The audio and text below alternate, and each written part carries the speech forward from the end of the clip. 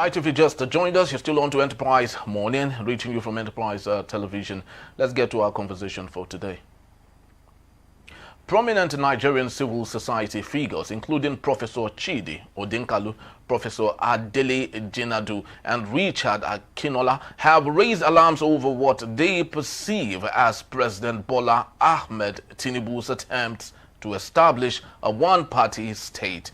They argue that recent political developments, such as mass defections from opposition parties to the ruling All Progressive Congress (APC), suggest a deliberate strategy to weaken democratic opposition and consolidate power. These leaders emphasize that a vibrant democracy requires a robust and independent opposition. They warn that the erosion of opposition parties undermine democratic checks and balances, potentially leading Nigeria towards authoritarianism.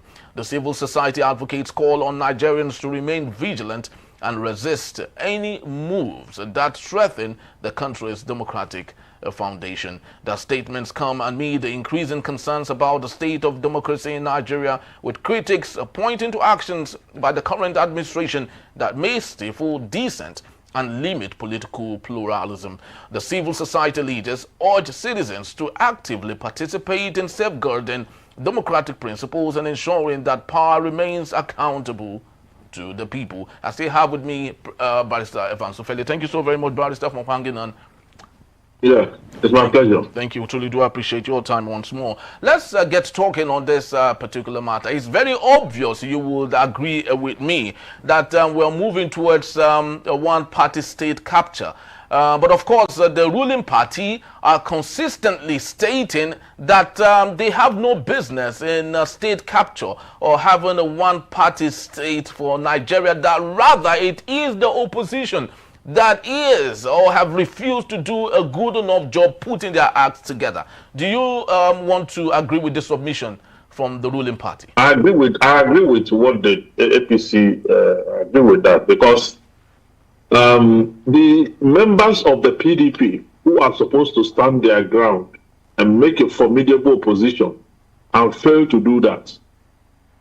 They have failed to do that, and instead of them to oppose or form a viable opposition, they are rather jumping ship from their political party to the APC.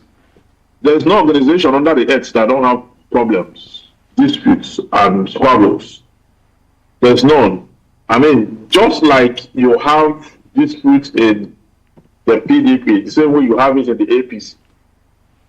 Okay, the reason that of the APC is not very glaring is because they are in the power right now. Okay, but when they were in opposition, they actually formed a formidable opposition. It was that opposition they used to weaken, the party in power, then the PDP. Today, the PDP has presently constituted. Could you believe that they were in power for 16 years? That they held sway for 16 years. They even boasted that they will be there for 60 years. But the way they have degenerated today, the way they have turned themselves against themselves, will you believe that, some years back, they were actually in power? So they are right, the APC, they are right. It is not that the president is pushing for state capture or is pushing Nigeria to a situation of a one-party state. No.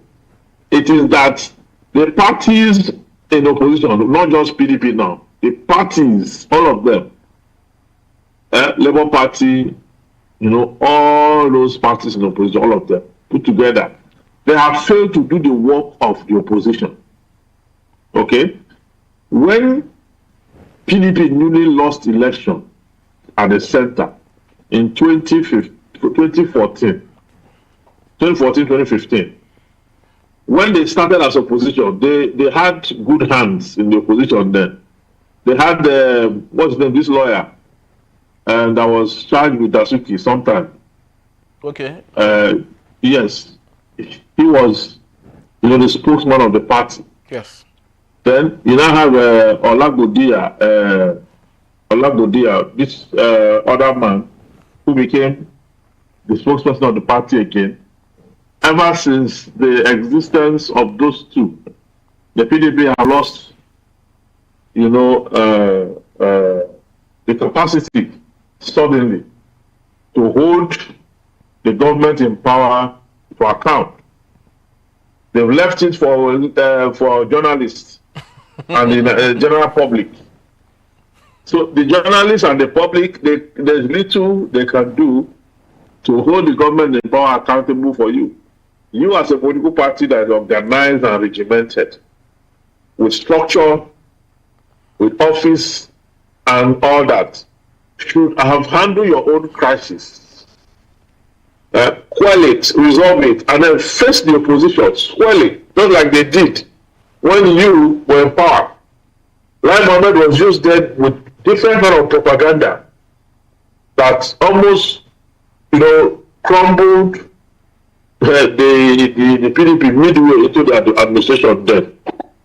That is what we expect from the PDP. But unfortunately, many of their governors that have stolen money, many of their governors that are corrupt, that have used corrupt tendencies to embezzle a lot of money, have handed over to their godson, like Okowa. Like Okowa that embezzled 1.3 trillion. 1.3 trillion is what he embezzled by joining forces with Atiku to chase a white elephant useless political project that crumbled upon them, and they were not able to have the head. You can imagine spending, if not for foolishness, you can imagine spending 1.3 trillion to follow Atiku that have no political capital. How do you do that kind of mistake? Are you the only one in the state? If you're even spending that money to join forces with someone that resonates in the minds of people, politically speaking, you are doing that with Atiku to mortgage the future of Delta State. That shows how wicked, how insensitive our leaders are. Someone like Okowa who could not provide the necessaries for Ndokwa, even when it's from Delta North, left all those margin of lacuna and lack of preparedness and performance, took Delta State resources for that nonsense. Okay, I find it rather very disconcerting. How do you do that? This is even against the backdrop of the resolution that the PDP reached, that power should come to the South, which is also in the PDP constitution. The same meeting was held in Asaba. That's about declaration. You were the host governor, and you could do that. So, see, part of the problem we have now with PDP was created by Okowa. The reason even PDP cannot even hold itself together was because of Okowa. Because Wike became disenchanted. It was that decision that made Wike to fix his gaze at the APC, even though he was in the PDP, and started supporting the APC. It was that betrayal. It was a devastating blow to the PDP. And today, he's there now, smiling and championing an exodus of defection of entire state leadership to the APC. And people are watching, people are looking at him. He's acting like there will be no consequences for this. The constituent that you claim to represent, you disregard them and then move ship, even when you are a foundational member of the PDP. That man cannot be trusted. But, so he's the one misleading Delta State. Yes, but Barbarisa, you will agree with me that politics is a game of interest. And what Okowa did was basically following suit with what politics has detailed that any politician can do. But do you think that his defection would have been taken care of if he did not? How would he have saved the situation, knowing that your allegation that he stole 1.3 trillion naira was true? Let's assume it is true. How would he have saved himself and still maintain PDP, which is the only credible opposition we have today in Nigeria? Why should he save himself? Why should he steal and save himself? He should focus. He should face the consequences of that action. Okay, he should face the consequences. He should not go on and be, destabilizing his own political party. That is a party that made him. That party made him a commissioner. That party made him a senator. That party made him all he is today. And that's the same party they went under to destabilize. Okay? Why can't he come together with Wike and others to form a formidable opposition? Or why can't he put heads together with other? Because the skeleton is common, he cannot do that. The moment he is seen as vibrant opposition, the ESPC will take on his matter and they will make it very serious. So he cannot do that. He's completely paralyzed politically. Then this is what he is up to. I know politics about interest, but I'm saying that the interest, whatsoever it is, if it is criminal liability and prosecution must follow thereafter, irrespective of how long it takes. Because now he feels he has succeeded, just like Akpabio. And the other governors that are going to retire to the National Assembly. Okay? He thinks he's now safe. But that's not the case. The PDP failed woefully in managing opposition. That's political science of opposition. They have failed to constitute it, to entrench it, and to use it to resuscitate PDP, to bring PDP back to life. They are not able to manage it. So now, it's about politics of self. How will I survive this? How will I come back my second term? How will I hold on to power and entrench it? When I'm done, who do I hand over to? Who will also safeguard my back? Who I can also say, come, let's defect to this political party so that they don't probe us. So it's just about self, and self. And when the ideology of a political party becomes about self, you know that the people will suffer. The people will suffer and that political party will die natural death. Because the collective aspiration and vision of the party is not what is being followed, but individual aspirations, hope and aspiration.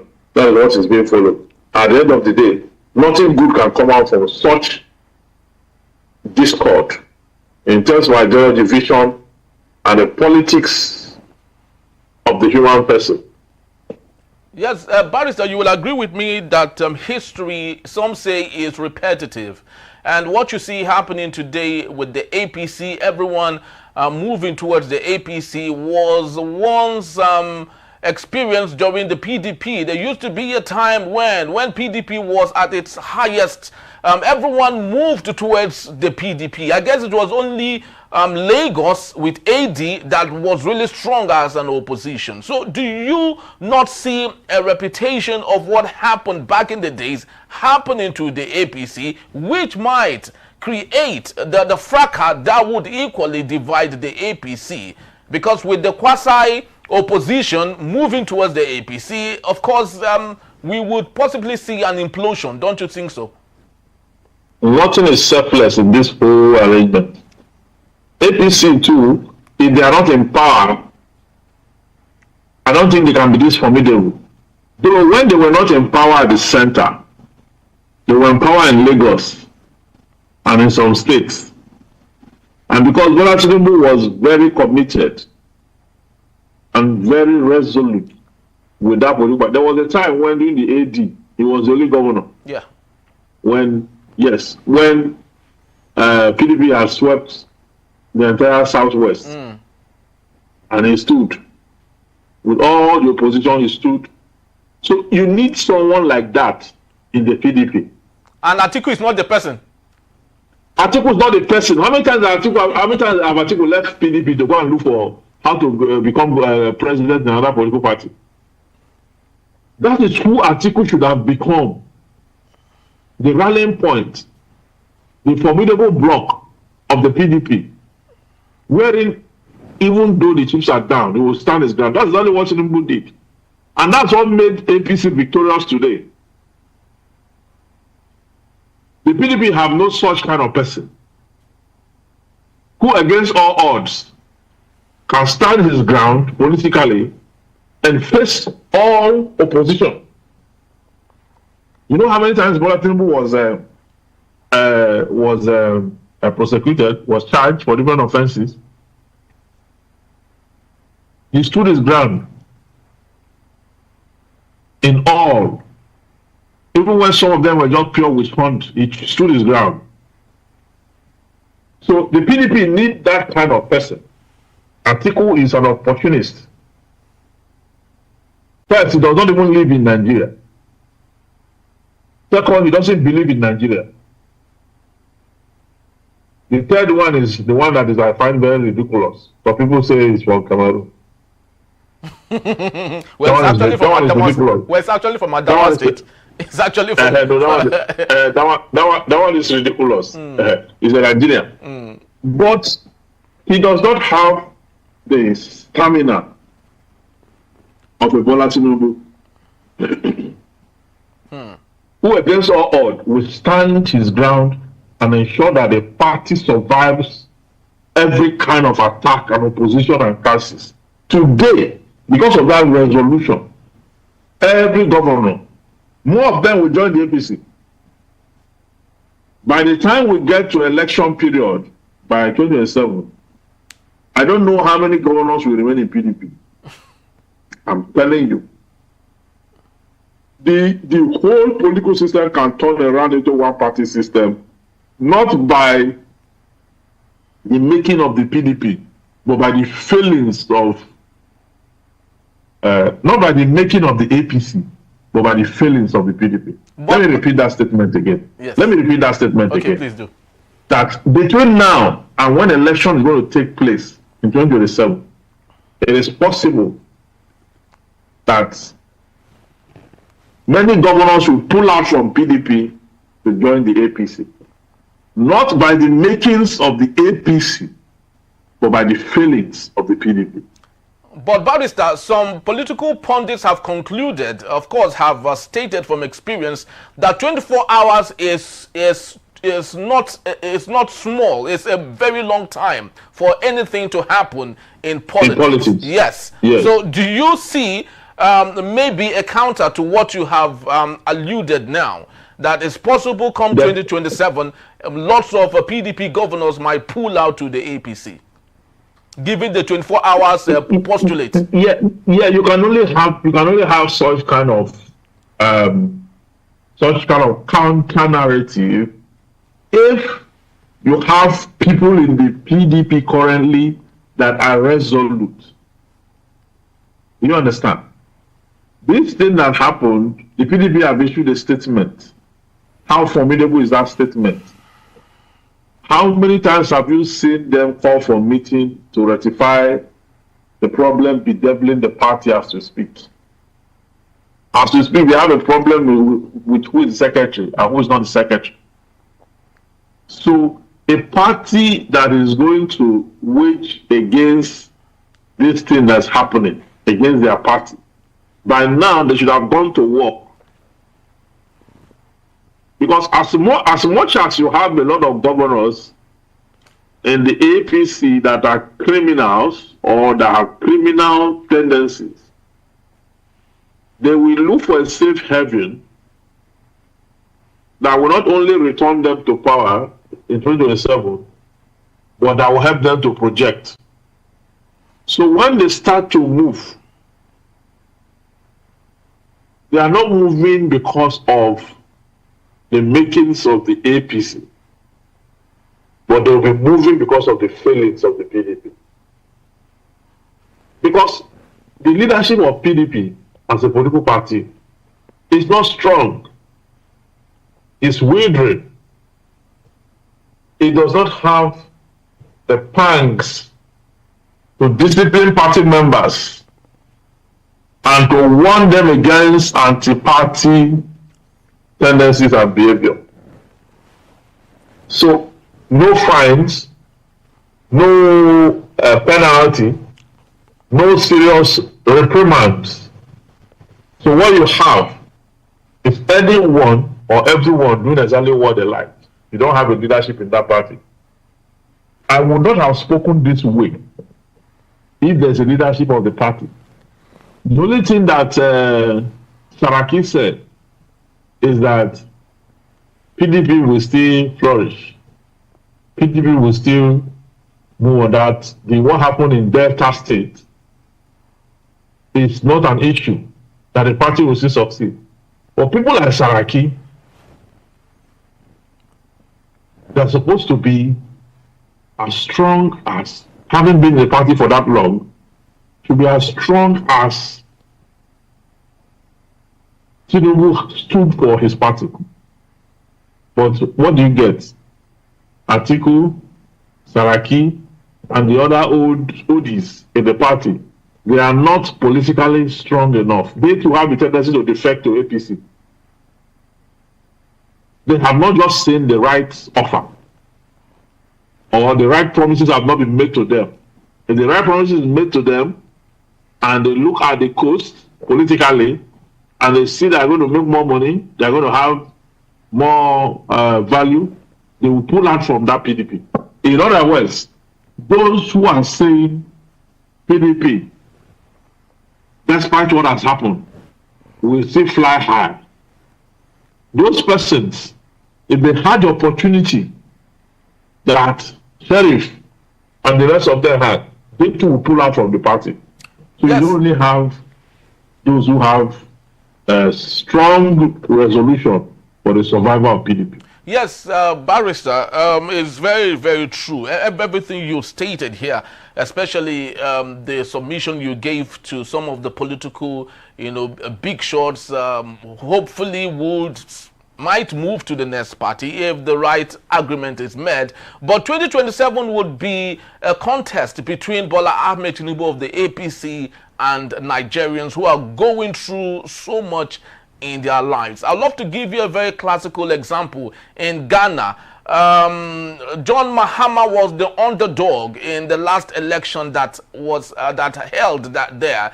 NDC was clearly an underdog. NPP, which Bawumia, the vice president who contested, was really very, very strong as what the APC is today. But because the people of Ghana did not want the NPP, they all rallied around the NDC, even when John Mahama was clearly an underdog. And of course today, John Mahama is the president of Ghana. So don't you think we would see a repeat where Nigerians who are going through so much would rally around whatever party and ensure that APC goes out? Don't you see that happening? No, I have a problem with, I agree with your premise, but I have a problem with your conclusion. I have a problem with your conclusion, and I have a problem with the general comparison of the politics of Nigeria and that of Ghana. In Ghana, they have an umpire. In Nigeria, there's no umpire. In Ghana, it's possible for the people's voice to be heard loud and clear. When the people go against you, you will lose. In Nigeria, when the people go against you, you will not necessarily lose. You may not necessarily lose. So it's a different political environment. And the political temperature here is that even those moving against the president are intercepted with vote buying on the way, and they will switch allegiance overnight. It's not the case in Ghana. And when you look at the population The terrain in Nigeria and the terrain in Ghana, they are different. The kind of religious ethnic propensity in Nigeria, where Kano will be returning how many million? 16 million, 18 million votes. They actually turned out 2 million votes in the last election. Okay, 2 million. I mean, I'm talking about Buhari's election. Okay, yeah. They did more than that, actually. Yes, you look at the general political culture in certain region where you have child voting, insurgency, intercepting, ballot box snatching, vote buying, gratification. Those variables affect outcomes. So if you compare Ghana and Nigeria, there are so many variables, so many factors we'll be leaving out. Except we're saying, assuming but not considering that all those factors do not exist in Nigeria and same do not exist in Ghana. And we're looking at it on merits, or we're doing a political projection or a pool. Because pool, you don't read pool. And pool they don't have any ethnic coloration. Okay, yeah. In the circumstances you had in Lagos during the election where some tribes are not allowed to vote, do we have that in Ghana? Do we have some of those proclivities, those, ingrained political sophistry? Do we have it there? If we have it, you cannot make such comparison, and we will see similarities. But these two countries are world apart. So the people, the last election, the people were sympathetic. The P2B. Yeah. The people moved for him, just like they moved for Mahama. Yes. In Ghana, the Ghanaians succeeded. Did we succeed here? We didn't. Even when we know that P2B won that election.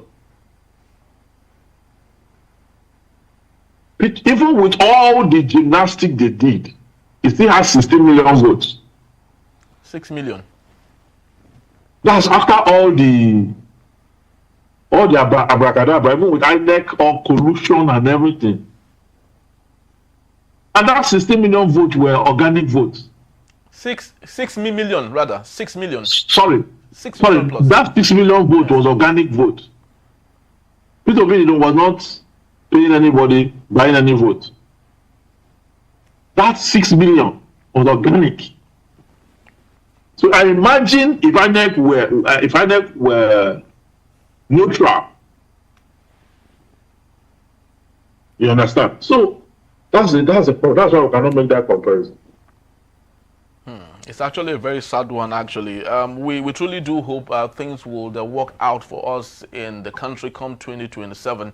And opposition is actually very critical to the definition of democracy. We wouldn't want a situation where Nigeria will be referred to as a brother to Russia, where one political party is on the spot of everything and winning everything, obviously. We sincerely hope that things will get better as we approach 2027. Thank you so very much, Barrister, for being here. We truly do appreciate your time. It's my pleasure. Yes, have yourself a wonderful time once more. And people, that's just the time we have for you. I would love to say thank you for being part of it.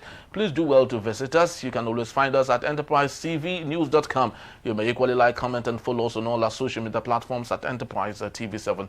I'm Henry Gwebike. Thank you for watching. I'll see you tomorrow. Bye-bye.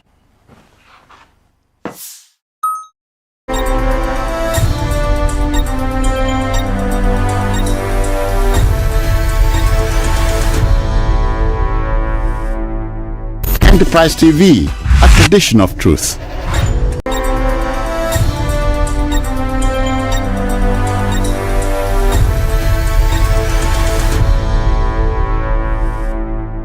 Enterprise TV, a tradition of truth.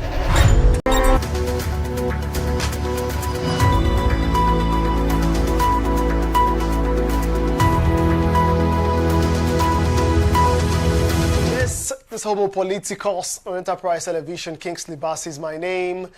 Thanks for joining the broadcast. Let's talk politics, core politics in Nigeria towards 2027. Well, it's 2025 now. As a matter of fact, it's the month of April 2025. But the talks ahead of the 2027 general election are started. Well, in the dynamic landscape of Nigerian politics, change, is constant. But are we witnessing a shift too drastic for democracy to withstand in Nigeria? In recent months, we've seen several happenings within the political scene, especially a wave of defections from opposition parties with prominent figures crossing over to the governing All Progressives Congress. This trend has raised alarm bells and sparked heated debates, and particularly one question which has been on the lips of many persons, political observers and Nigerians alike: is Nigeria gradually tilting toward a one-party state? What does this mean for the health of the Nigerian democracy, the strength of political institutions and the voices of dissent in Nigeria? Today, we get straight into that conversation, a very crucial one. And I want to know, is this realignment a natural evolution in politics, or it's a red flag signaling democratic backsliding in Nigeria? I'm joined at this moment by political commentator Gbenga Yonuga Paul. He joins me virtually. Gbenga, thank you so much for joining me. Thank you for having me.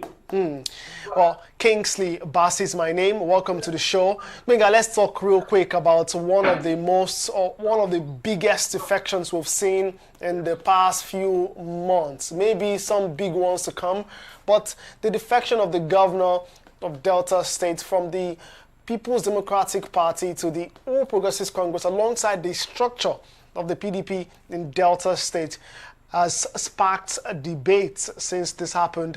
And the vice presidential candidate of the People's Democratic Party in the 2023 general election, just to put things in further perspective, 2 years ago, who happens to be the immediate past governor of Delta State, Ifeanyi Okowa, has joined the incumbent governor, to move to the All Progressives Congress.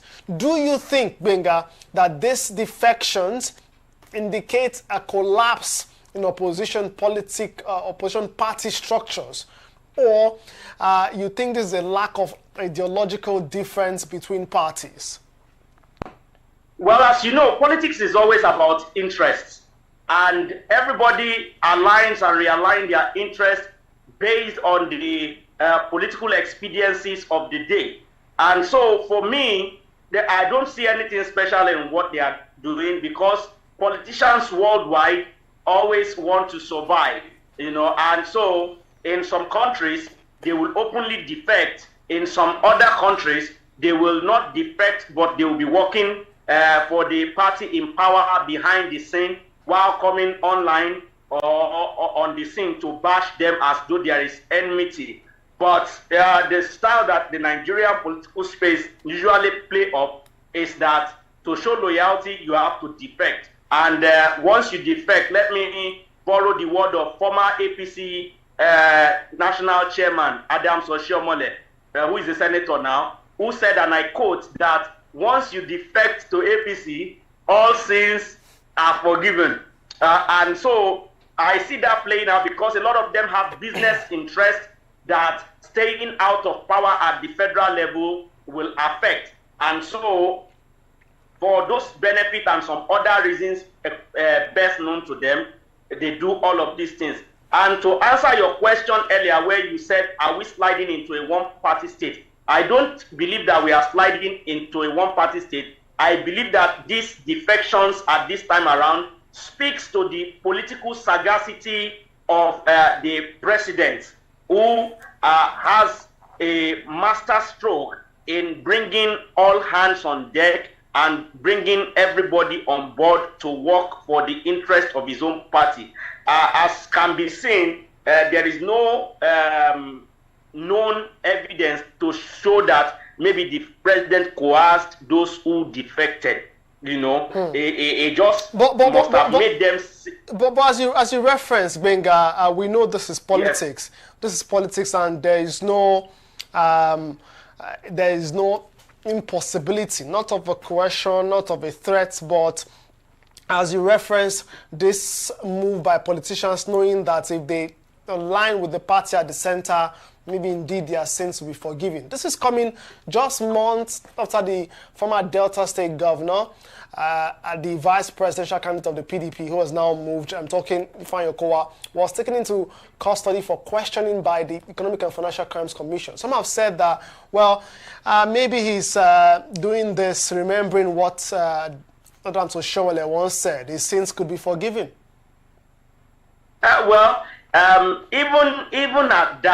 Even at that, the president was in the opposition for between 2007 to 2015. That's almost 8 years that he was in the opposition. And during those periods, he was made to stand trial with the Code of Conduct Tribunal and several other trials. But he came out unscathed. We know how Nigerian politics goes. And of course, the judicial system. Once you have good lawyers and you have a good war chest, you can prolong case till infinitum such that nothing will happen to you. So while that might be part of the reasons, but I don't think that is a reason enough to make him, except they are not men enough, bold enough, or strong enough to have a watertight case, that will make them untouchable. But be that as it may, if there is any form of coercion, we would have heard all of these things would have leaked in one way or the other, that it was this coercion, that coercion, that. But from all the stories that are coming from different sources in the grapevine, there does not seem to be any form of coercion. It is more of political survival for an interest for many of them. Don't forget that some northern power bloc, they are aligning and realigning to make sure that the North votes in bloc, if possible, for their candidate in the coalition they are trying to make. And so I am seeing this. It's my own perspective, it may be wrong, that the president knows that he will still get his vote from the North because he still has a lot of his supporters there, but he's trying to make sure that he gets this time around a bloc vote from the southern middle belt axis of the country, such that the middle belt and southern part of the country, both southeast, south, and southwest, will be unanimous in their voice through their votes come next election. Talking about votes, right, how does this trend, this wave of defections and the nature of defections that we're seeing, it's not one of those defections that you hear, one particular political figure alongside the political structure, or you hear things like, hundreds of political party members moved to the governing party. These are real figures. These I'm talking political figures who have structures. Who are currently in power. Exactly, and have structures that could shake or move things. Though the last election does not, figures from the last election, what data shows does not necessarily speak in that light when it comes to the presidential election, because even in these regions, the man who got the numbers in terms of vote cast was Peter Obi, and it didn't belong. Was Peter Obi, yes, and it doesn't belong to the PDP. But that said, do you think that this trend could affect the democratic process going forward, and even voter confidence in the political system, a system where voters are seeing that, politicians keep moving and moving? How do they trust the system? Well, it shows to Nigerians that politics is beyond emotion. A lot of the vote that Peter Obi got in the last election, you and I know that most of them are emotional votes. And because they are emotional votes, that's why a lot of people, Labour Party candidates who did not even campaign enough or do enough, won their constituency. Who would have thought that a Banky W, who is very popular, in PDP and as a Nigerian, would lose to what is that name? Yofa Chief or something like that, you know, who was the Labour Party candidate for Lagos Island. And then mostly Albaniko's son and Banky W will lose to that guy. And because these people have now shown their true color, many of them having gotten to the National Assembly on the platform of that emotional vote in the last election, we've seen many of them now defected from even the Labour Party to the ruling APC for expediency. So I think it opens the eyes of the voters more to be logical rather than emotional when it comes to the next series of election, which is on the long run going to be beneficial to the Nigerian political system, because now voters will be more conscious and not emotional when they are casting their vote. Those who definitely would debate and disagree with you that those votes cast emotional. But let's very quickly move to the final question on the show, because we've got to go. Can we still hold elections, Benga, in this country that will reflect the real or true political competition under these conditions where politicians moving from one party to another? Do you think that the next, especially 2027 elections, could reflect real competition? Do you think 2027 is going to be competitive? Some say already it's going to be a walk in the park for the president. Nah, I don't believe it's going to be a walk in the park for the president. I believe we can still have an election that will reflect a very competitive voting pattern in the country. All that will require for that to happen is that politician needs to now prepare earlier. You know, before now, politicians will wait for 1 year to the election, 6 months to the election, 9 months to the election, especially politicians in the opposition party, before, you know, doing their groundwork and their homework. And you see, politics stands on a tripod. One is money, the other leg of the tripod is people, the third leg is time. You know, most often than not, the people in opposition party do not have as much money as people in the main party, in the ruling party. They do not have as much people as people in the ruling party. Now, time that's supposed to be advantageous to them, many of them do not take full advantage of it. They wait till 9 months, 1 year before election, before starting to do their groundwork. We have 2 years to the next election now. And if politicians in the opposition party want to bring out a shocker, one, they need to be realistic as to their ambition. So if you look at the resources you have, and you see that these resources you have is likely going to help you win at the State House of Assembly level, don't be gunning for the National House of Rep. If you see that so gunning for Senate, if it will help you to win for Senate, don't be gunning for governorship. You know, be first and foremost realistic to yourself, so that that resources will be like the Yoruba adage that says we should pee on one spot so that it can form very well, not that it will be scattered everywhere and then the impact will not be felt. Benga, we'll just leave things there. We'll continue to monitor this. We hear even further reports of more defections to come. Some have said that the presidential candidate of the New Nigeria People's Party, most likely the deal is done for him to move to the All Progressives Congress. Meanwhile, there are talks of coalition happening with the Social Democratic Party at the center of that. We'll see how that goes. Of course, you cannot dismiss the might of Atiku Abubakar, former vice president of the Federal Republic of Nigeria and presidential candidate of the PDP in the 2023 general election, who's most likely looking to contest again in 2027. There is Peter Obi of the Labour Party, and indeed we don't know which other candidates would be throwing his or her hat in the ring for the next elections. But we'll leave things here. As mentioned, Benga Yonuga Paul is a political commentator. He joined me virtually today on Homo Politicos. Thank you so much, Benga. Thank you for having me. Appreciate that. Well, our Nigerians, there you go. We will see how things go. We'll keep monitoring this development, political development, and bring you further conversations. Until next time on Homo Politicos, please be safe. God continue to bless the Federal Republic of Nigeria. Kingsley Bass is my name. Bye for now.